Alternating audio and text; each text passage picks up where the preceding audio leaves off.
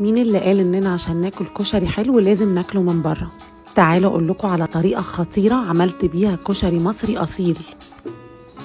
اول حاجه هنسلق نوعين مكرونه مع بعض، هنحط زيت كتير ونحمر فيه البصل، وهنبتدي نسلق العدس.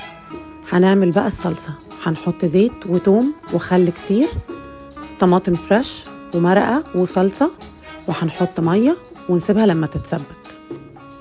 نيجي للي بعده، هنحمر الشعريه ونحط المرقه ونحط عليها الرز. وبصوا بقى الحركه دي بتفرق قوي في الطعم.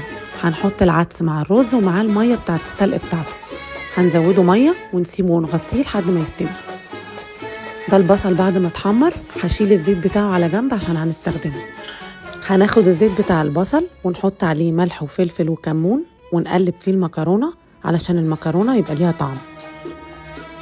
نعمل بقى الدقه، هنحط ميه عليها خل وليمون وتوم وملح وفلفل وكمون، هنسيبهم يغلوا كويس وبعد كده هصفي الدقه علشان ما يبقاش فيها حتت توم كبيره. في حله بقى هنحط الرز اللي بالعدس وعليهم المكرونه ونقلبهم كويس. كده الكشري بتاعي خلص. احط على الوش الدقه والصلصه والبصل، ولو عايزين كمان ممكن تحطوا شطه. الكشري طلع احلى من بتاع الشارع ب100 مره، لازم تجربوه.